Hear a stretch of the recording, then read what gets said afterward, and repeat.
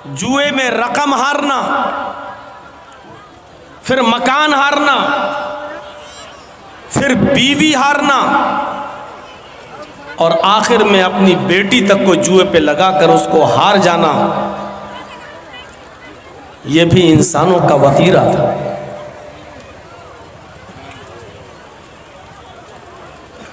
एक एक रोटी और एक एक बोटी के पीछे एक दूसरे का कत्ल कर देना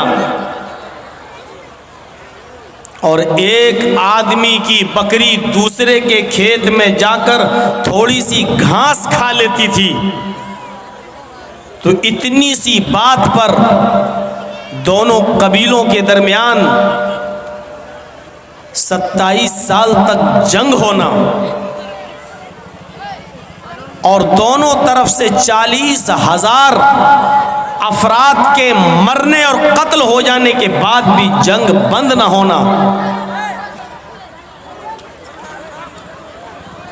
40,000 लोगों की जान सिर्फ एक बकरी की थोड़ी सी घास खा लेने की बुनियाद पर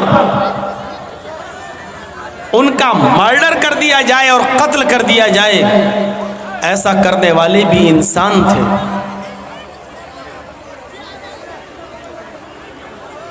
लेकिन उस इंसानियत में और आज की इंसानियत में जरा फर्क देखिए।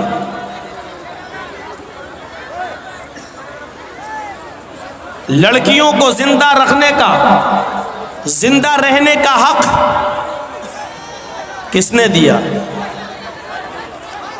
लड़कियों को वालिदैन की वरासत में हकदार किसने बनाया?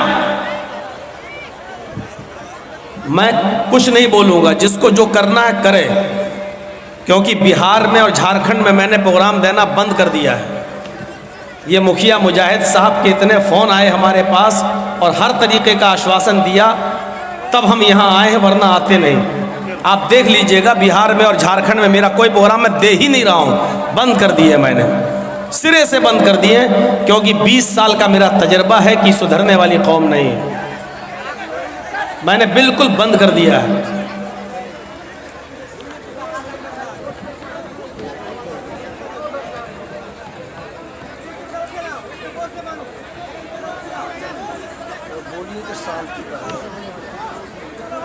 आप कितना भी बोलिए, नहीं सुनने वाली कौम है, इनको कोई फर्क नहीं पड़ेगा। मुअज़्ज़ज़ सामीईन, आप हज़रात से मैं गुजारिश करूंगा कि आप संजीदगी और सबसे ज्यादा जोर इस्लाम ने दिया है। आइए कुरान करीम की इस आयत पर जरा एक सरसरी नजर दौड़ाएं। इसमें सिर्फ मुसलमानों की इज्जत की बात नहीं कर रहा अल्लाह तबारक व तआला, पूरी इंसानियत और पूरी बनी आदम की इज्जत और तकरीम की बात की जा रही है। वलक़द कर्रमना बनी आदम व हमलनाहुम फिल बर्रि वल बहर व रज़क़नाहुम मिनत तय्यिबात व फ़ज़्ज़लनाहुम अला कसीरिम मिम्मन ख़लक़ना तफ़ज़ीला।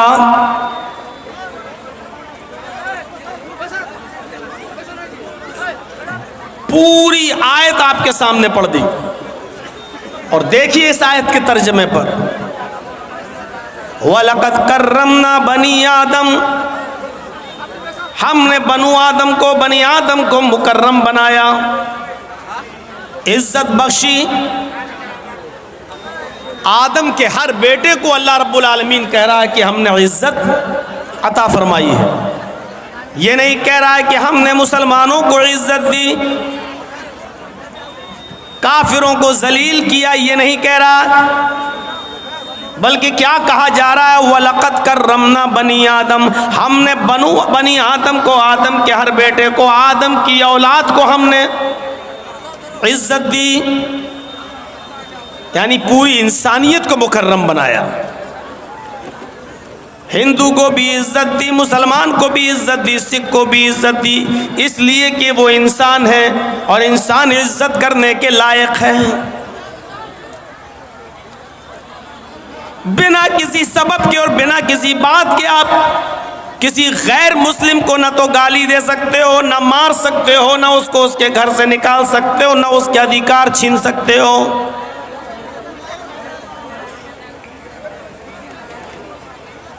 दूसरे टुकड़े पर गौर कीजिए, वह हमलनाहुम फिल बर्रि वल बहर, जमीन के ऊपर या समंदर के ऊपर जो सवारियां चलती हैं, समंदर में पानी के जहाज, बड़े बड़े शिप, नाव, स्टीमर, और सड़कों पर जो सवारियां चलती हैं, बसें हो, ट्रेनें हो, कारें हो, बैलगाड़ियां हो, तांगे हो, जो भी हो, अल्लाह कहता है कि हमने समंदर के अंदर भी और खुश्की के ऊपर भी हमने उनको सवार किया है। यानी ये सारी की सारी चीज़ें हमने बनी आदम के लिए बनाई हैं, किसी एक कौम के लिए नहीं। सिर्फ मुसलमान ही ट्रेन में चल सकता है? नहीं, गैर मुस्लिम भी चलेगा। समंदर के जहाज़ों में सिर्फ मुसलमान ही सफ़र नहीं करता, गैर मुस्लिम भी सफ़र करता है। हमने ये सारी की सारी चीज़ें इंसानों के लिए बनाई हैं, इंसानों को हमने इज्जत दी है, और हमने समंदर में भी, तरी में भी और खुश्की में भी हमने उनको सवार किया है। कोई भेदभाव नहीं है किसी कुदरती चीज़ में, किसी कुदरती चीज़ में कोई भेदभाव नहीं है। अल्लाह ने सूरज बनाया है, लेकिन कोई कौम ये नहीं कह सकती कि सूरज पर सिर्फ मेरा हक है। मुसलमान ये नहीं कह सकते कि हमारे रब ने बनाया इसलिए सूरज सिर्फ हमारा है। सूरज की रोशनी हिंदुओं को भी मिलती है, मुसलमानों को भी मिलती है, सिखों को भी मिलती है, ईसाइयों को भी मिलती है, जैनियों को भी मिलती है। सब उससे मुस्तफीज हो रहे हैं, फ़ायदा उठा रहे हैं। चांद बनाया, सब उससे फ़ायदा उठा रहे हैं। हवा अल्लाह रब्बुल आलमीन ने चलाई, सब उससे फ़ायदा उठा रहे हैं। आसमान से बारिश होती है, सब उससे फ़ायदा उठाते हैं। हर किसी के खेत में पानी गिरता है, गैर मुस्लिमों के भी खेत में और मुसलमानों के भी खेत में। इसलिए कोई ये नहीं कह सकता कि इस बारिश पर सिर्फ मेरा अधिकार है, मेरा हक है। गौर कीजिए, अल्लाह रब्बुल आलमीन ने क्या कहा है, वलक़द कर्रमना बनी आदम, हमने बनु आदम को इज्जत से नवाजा है, मुकर्रम बनाया है। हमने उनको ज़मीन पर भी और समंदर के अंदर भी हमने उनको सवारियां दी, हमने उनको उठाया है, हमने उनको सवार किया है। तीसरे टुकड़े पर गौर कीजिए, वरज़क़नाहुम मिनत तय्यिबात, हमने उनको पाकीज़ा रोज़ी दी है। मेहनत करके कोई भी कमा सकता है, ये हलाल रोजी के दरवाजे हमने मुसलमानों के लिए भी और गैर मुस्लिमों के लिए, सबके लिए हमने अता किए। किसी एक की इजारादारी नहीं है। रिक्शा चलाकर कोई मुसलमान ये नहीं कह सकता है ये मेहनत की कमाई सिर्फ खाने का हक मैं ही रखता हूँ। गैर मुस्लिम भी मेहनत कर सकता और करता है। वरज़क़नाहुम मिनत तय्यिबात, हमने पाकीज़ा रोजी भी हमने उनको दी है। वफ़ज़्ज़लनाहुम अला कसीरिम मिम्मन खलक़ना तफ़ज़ीला, दुनिया में हमने जो मखलूक़ात पैदा किए हैं, जो मखलूक हमने पैदा किए हैं, उन तमाम मखलूक़ात में हमने इंसानों को हमने फजीलत अता फरमाई है। सिर्फ मुसलमानों को नहीं कहा, सबको कहा कि हमने और दूसरी तमाम मखलूक़ात पर हमने इंसान को फजीलत अता की है, श्रेष्ठता दिया है, एक मकाम दिया है, एक दर्जा दिया है। और दूसरी मखलूक़ात पर बनु आदम, आदम के बेटे, आदम की औलाद फजीलत रखती है। कुरान की इस आयत ने इंसानियत का ऐसा सबक दिया है हमें कि हम ये कह ही नहीं सकते कि ये सारी चीज़ें सिर्फ मुसलमानों के लिए हैं। ना आप किसी से छीन सकते हैं। गैर मुस्लिम मेहनत करता है, उसका मकान अच्छा बन रहा है, आपको भी हक है कि आप उससे ज्यादा मेहनत करके उससे अच्छा मकान बनाइए। वो जितना कमाता है आप उससे ज्यादा कमाइए, ये हक तो है आपको, लेकिन किसी से कोई चीज छीनने का हक और पावर नहीं है। इज्जत अल्लाह ने सबको अता फरमाई है। जिस तरह हमें अपनी इज्जत प्यारी है उनको भी अपनी इज्जत प्यारी है। जिस तरह हमें अपना घर मकान प्यारा है उनको भी अपना घर मकान प्यारा है। इसलिए जज्बात का एहतराम करना चाहिए, किसी के जज्बात से नहीं खेलना चाहिए। कुरान आप पढ़ेंगे तो आपको पता चलेगा कि कुरान सारी दुनिया की इंसानियत को एक खानदान से जोड़ता है, एक खानदानी बताता है, आपस में रिश्ता जोड़ता है हमारा। अब इधर क्या हो गया?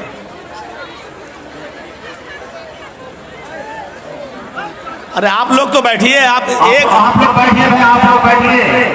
हमारे जो जिम्मेदारान हैं महिला फिलहाल जाए और आपसी मुबाहिसा को खत्म करें।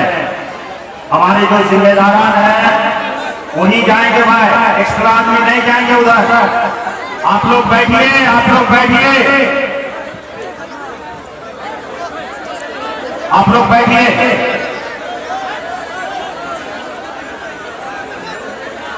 बैठिए भाई। पता नहीं क्या सिस्टम, पता नहीं आप लोगों को किसने बताया था कि लेडीज का इंतजाम इतना पास कर देना। ये घर में अपने आदमियों की नहीं सुनती हैं तो जलसा सुनेंगी।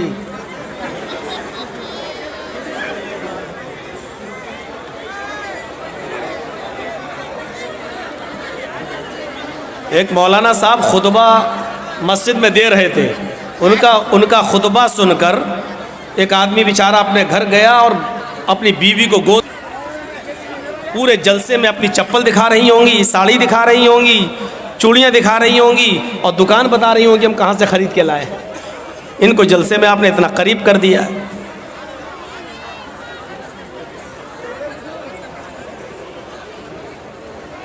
ए भैया, ये रास्ते में सब लोग बैठ जाते हैं ना, ये सबसे बड़ा गड़बड़ करते हैं।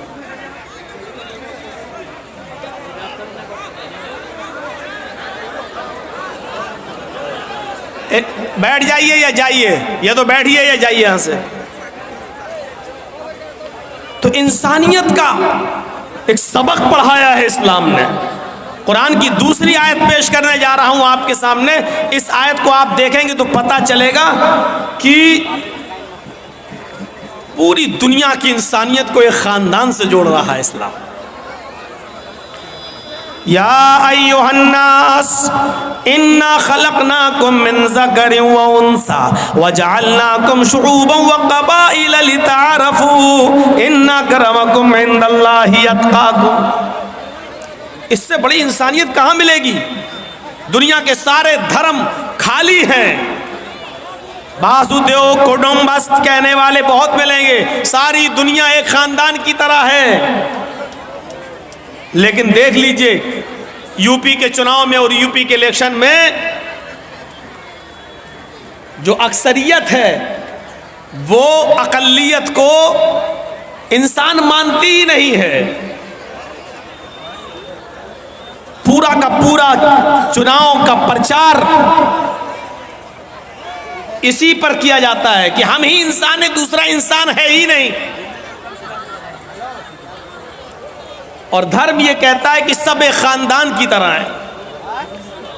इस्लाम ने सारी दुनिया के लोगों को कैसे जोड़ा? या अय्युहन्नास, है संपूर्ण जगत की मानव जाति, है सारी दुनिया के इंसानों, मुसलमानों नहीं, है सारी दुनिया के इंसानों। इन्ना खलकनाकुम मिन ज़करिन व उन्सा, हमने तुमको एक ही मर्द और एक ही औरत से पैदा किया है। हमने तुमको एक ही मर्द और एक ही औरत से जन्मा है। तुम्हारा बाप एक है और तुम्हारी माँ एक है। देखिए कैसा खानदान बना दिया है। तुम सब एक ही बाप के बेटे हो, एक ही माँ के बेटे हो। तुम सबका बाप एक है, तुम सबकी माँ एक है। तुम्हारा बाप आदम, तुम्हारी माँ हव्वा, तुम्हारा बाप आशु और तुम्हारी माँ हिवती शत्रुपा, तुम सब एक ही आशु और शत्रुपा की संतान हो, आदम के बेटे हो और हव्वा के बेटे हो, यानी तुम सब आपस में भाई भाई हो। अब क्या रह जाता है? इस आयत के बाद इंसानियत का और आला मकाम कहां से पेश किया जाए? क्या एक बाप की औलाद बता देना और हमें हिंदू और ईसाई और सिख और जैनी और बुद्धिस्ट सबको एक ही बाप का बेटा कहकर भाई भाई बना देना, इसके बाद इंसानियत का कौन सा दर्जा बाकी रह जाता है जो इस्लाम देना भूल गया? नाउजुबिल्लाह, इंसानियत के इस ऊंचे दर्जे पर फाइज किया है। पढ़िए पूरा कुरान और पढ़िए मोहम्मद रसूलुल्लाह सल्लल्लाहु अलैहि वसल्लम की तालीमात, तो आप देखेंगे उसमें इंसानियत के लिए कितनी तालीमात भरी पड़ी हैं। फरमाया अल्लाह के नबी सल्लल्लाहु अलैहि वसल्लम ने, जब तुम सड़क पर चल रहे हो और रास्ते में कोई तकलीफ दे चीज पड़ी हुई है तो उस तकलीफ दे चीज को हटाना तुम्हारी जिम्मेदारी बन जाती है, बल्कि जिम्मेदारी ही नहीं तुम्हारा फर्ज बन जाता है, बल्कि ये तुम्हारे ईमान से जुड़ी हुई एक चीज है कि उस तकलीफ दे चीज को हटा दो। जिसके अंदर जितना मजबूत ईमान होगा वो तकलीफ दे चीज को उतना ज्यादा हटाएगा। इसको ईमान की एक शाख, एक ब्रांच बता दिया है। अल्लाह के नबी सल्लल्लाहु अलैहि वसल्लम ने फरमाया, अल ईमान बिज़ुन व सबूना शुअबतन, ईमान की 70 से ज्यादा ब्रांचेस हैं, इस्लाम की 70 से ज्यादा शाखाएं हैं। फ़अफ़ज़लुहा क़ौलु ला इलाहा इल्लल्लाह, इस्लाम की सबसे अफजल शाख और ब्रांच क्या है? ला इलाहा इल्लल्लाह का इकरार, अल्लाह के अलावा कोई माबूद नहीं, इस बात का इकरार। व अदनाहा, और ईमान की सबसे अदना, सबसे नीची जो शाख है लेकिन वो भी ईमान का एक हिस्सा है, वो क्या है? इमाततुल अज़ान तरीक, रास्ते में कांटा पड़ा है, ये मत देखो, यहाँ से हिंदू गुजरेगा, चुभे चुभने दो, कोई पत्थर पड़ा है हिंदू टकराएगा गिरने दो, यहाँ तो मुसलमान की बस्ती ही नहीं है, हिंदू का सर फूटेगा फूटने दो, जैनी का फूटेगा फूटने दो, सिख का फूटेगा फूटने दो, मेरे बाप का क्या जा रहा है? अगर इस बस्ती में मुसलमान रहते तो आप हटा देते कि किसी मुसलमान को तकलीफ न पहुंचे। इस्लाम क्या कह रहा है? मोहम्मद रसूलुल्लाह क्या फरमा रहे हैं? आपने फरमाया नहीं नहीं, तुम्हें उस पत्थर को वहां से हटाना पड़ेगा, चाहे हिंदू गुजर रहा हो या मुसलमान, सिख गुजर रहा हो या ईसाई, जैनी गुजर रहा हो या बुद्धिस्ट, ये इंसानियत तुम्हारे अंदर होना चाहिए, ये ईमान का एक हिस्सा है। उस तकलीफ दे चीज को, केले के छिलके को, कांटे को, उस पत्थर को या और कोई चीज वहां पड़ी हुई है जिससे इंसान को तकलीफ पहुंच सकती हो, उसको हटा देना ईमान का एक हिस्सा है, ईमान की एक शाख है। लिहाजा उस तकलीफ दे चीज को हटाइए। ये तालीम भरी पड़ी है इस्लाम के अंदर।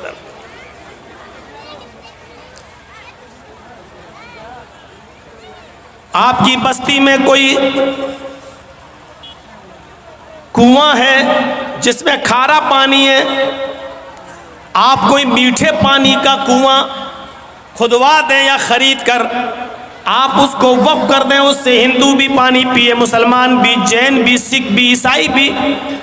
गौर करो, जो एक कुत्ते को पानी पिला देने की वजह से एक फाहिशा और बदचलन औरत जो अपना जिस्म बेचती थी, जिसके बारे में हदीस में फाहिशा का लफ्ज मौजूद है, एक दूसरी हदीस में जिसके लिए ज़ानिया का लफ्ज मौजूद है, यानी बदचलन औरत जो जिस्म बेचा करती थी, ऐसी औरत अपने कस्टमर को ढूंढने के लिए और तलाश करने के लिए कहीं जा रही थी। रास्ते में उसको एक प्यासा कुत्ता दिखता है जो जमीन पर अपनी जबान रगड़ रहा है, यानी जमीन से पानी की उम्मीद लगा रहा है कि हमें जमीन से कोई पानी मिल जाए। उस औरत को, उस कुत्ते पर रहम आ गया, उस तवाइफ को, उस बदचलन औरत को। एक हदीस में आता है कि उसने अपनी ओढ़नी, और दूसरी हदीस में आता है कि उसने अपने पैर का मोजा उतारा और उसको अपने दुपट्टे से बांधा और उसको कुएं में डाला और उस मोजे को पूरा भिगो लिया, तर कर लिया,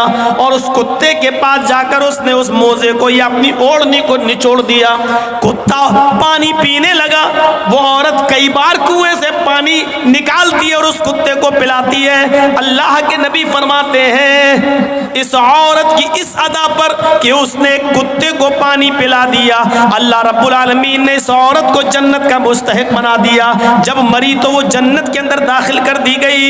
एक कुत्ते को पानी पिला देने की वजह से एक तवाइफ, एक फाहिशा औरत बख्श दी गई और वो जन्नत में चली गई। फिर एक आम इंसान को पानी पिलाने का सवाब क्या होगा? एक आम इंसान को इस भेदभाव को खत्म कर दिया जाए कि कौन हिंदू है, कौन मुसलमान है, कौन सिख है, कौन ईसाई है, किसी भूखे को खाना खिला दिया जाए। ये सोचे बगैर कि ये हिंदू है कि मुसलमान है, सिख है या ईसाई। मेरे भाइयों, हदीस की किताबों में भरा पड़ा है। अल्लाह के नबी सल्लल्लाहु अलैहि वसल्लम ने यह फरमाया कि जिसका पड़ोसी भूखा सो गया और तुम खाना खाकर सोए हो तो तुम मोमिन नहीं, मोमिन नहीं। पड़ोसी की कैद में हिंदू और मुसलमान की कैद नहीं लगाई है। आपका पड़ोस में जो भी रहता है, चाहे वो किसी भी धर्म का मानने वाला है, लेकिन आप पेट भरकर अगर सो गए खाकर और आपका पड़ोसी भूखा सो गया, वल्लाही ला युमिन, वल्लाही ला युमिन, वल्लाही ला युमिन। ये हदीस के अल्फाज हैं कि अल्लाह की कसम वो मोमिन नहीं, अल्लाह की कसम वो मोमिन नहीं, अल्लाह की कसम वो मोमिन नहीं। चाहे अपने घर में उठकर रात के 3 बजे तहज्जुद की नमाज ही क्यों ना पढ़ता हो, लेकिन वो मोमिन नहीं। अगर खुद उसका पेट भरा है और उसका पड़ोसी भूखा सो गया तो वो मोमिन नहीं। जरा तसव्वुर करो, इस्लाम के अंदर इंसानियत का ये मकाम है, ये दर्जा है। वो कहता है इस्लाम कि तहज्जुद भले ही ना पढ़ो लेकिन पड़ोसी को भूखा मत सोने दो। मेरे भाइयों, ये इस्लाम की तालीम है, ये इस्लाम की शिक्षा है। एक कुत्ते को पानी पिला देने की वजह से एक तवाइफ जन्नत में चली जाती है, तो फिर इंसानियत को खिलाने और पिलाने वाला ये कितना बड़ा सवाब का मुस्तहिक होगा। यहाँ से हमें और आपको अंदाज़ा लगाना चाहिए और अंदाज़ा लगाकर सोचना चाहिए। हमें और आपको इन तमाम बातों पर गौर भी करना चाहिए। इंसानियत का ये दर्जा, ये मकाम अगर किसी मजहब ने दिया है तो वो इस्लाम देता है। ये इंसानियत का मकाम है। सब एक ही बाप की औलाद है, ये आला दर्जे की महराज है। आप रोजे से हैं और सुनो, आप रोजे से हैं और रोजा भी रमजान के महीने में रख रहे हैं जो फर्ज है। आप रोजे से हैं, आपके पड़ोस में एक आदमी बीमार है, हॉस्पिटल में एडमिट है, डॉक्टर ने अर्जेंट ब्लड मांगा है, लेकिन उस आदमी का जो आपका पड़ोसी है वो हिंदू है, ईसाई है, यहूदी है, कोई भी है, मुसलमान नहीं है, मान लो इस्लाम को छोड़कर वो दूसरे किसी मजहब का मानने वाला, मान लो थोड़ी देर के लिए, लेकिन बीमार है और डॉक्टर ने कह दिया कि 1 घंटे के अंदर अंदर अगर मुझे इसके ग्रुप का ब्लड नहीं मिला तो हम इसको नहीं बचा पाएंगे। उसके बेटों का ब्लड ग्रुप उसके ब्लड ग्रुप से अलग है, उसकी बीवी का ब्लड ग्रुप अलग है, और लोगों का ब्लड ग्रुप उसके ग्रुप से अलग है, लेकिन आप मुसलमान हैं, आपका ब्लड ग्रुप उसके ब्लड ग्रुप से मेच खा रहा है और आप एक बोतल खून दे सकते हैं और उसकी जान बच सकती है। तो ऐसी सूरत में आपको डॉक्टर के पास जाकर एक बोतल खून देना पड़ेगा, इसलिए कि उसकी जान बचाना इस वक्त जरूरी है, आप उसकी नहीं बचा रहे हैं। कुरान कहता मन अहयाहा फकअन्नमा अहयन्नास जमिया, जिसने किसी एक इंसान को बचाया उसने पूरी इंसानियत को बचाया। यहां आप एक हिंदू को या एक ईसाई को नहीं बचा रहे हैं, एक इंसान को बचाकर पूरी कायनात की और पूरी दुनिया की इंसानियत और मानवता को बचा रहे हैं। ऐसे मौके पर आपको ब्लड देना पड़ेगा। सवाल ये पैदा होता है, क्या रोजे की हालत में एक बोतल खून देना जायज है कि ना जायज है? ये एक अलग मसला है। मेरे भाइयों, आपको रोजा है, बुखार है, लेकिन डॉक्टर ने ब्लड जांच के लिए सैंपल मांगा है, आप रोजा नहीं तोड़ना चाहते हैं, तो ऐसी कंडीशन में आप ब्लड जांच के लिए 2, 4, 5 ml ब्लड अगर आपका निकाला जा रहा है तो आप निकलवा सकते हैं, आपका रोजा नहीं टूटेगा।